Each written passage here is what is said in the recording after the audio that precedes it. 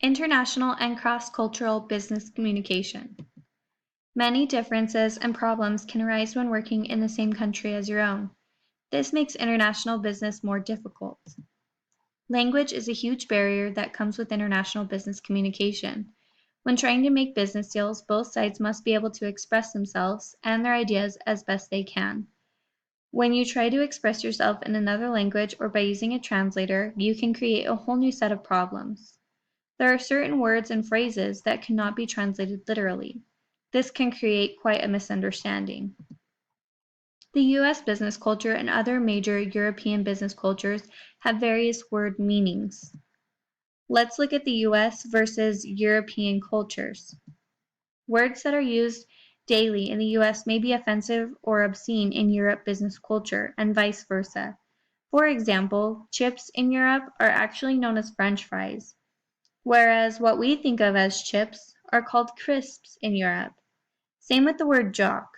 In our culture, we know of a jock as a hunky quarterback, but in Scotland, this word is derogatory. However, sometimes it's used affectionately. Next, we will look at the US culture and Asian culture. In Asia, it's very important that decisions are made in a group, and those business decisions can take a long time to be made. Generally, in the US, it's the opposite. It's very important to build relationships with civilians and remain in Asia for a long period. Etiquette in Asia is overall a reflection of their beliefs and is the way respect is shown to one another. Now we will look at the US and Mexico. In Mexico, a meeting time is not as strict as it is in the US. In Mexico, they also rely on personal relationships and maintain a positive relationship between one another. Finally, we will compare the US and the Middle East. The US is willing to do business with anyone, and decisions are made much quicker.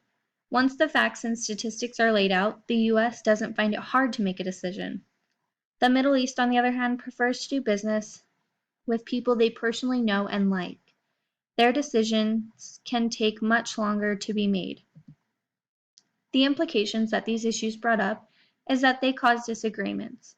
Being so far away makes this harder. You could travel to meet up with a partner or client, but it would cost a lot of money and time.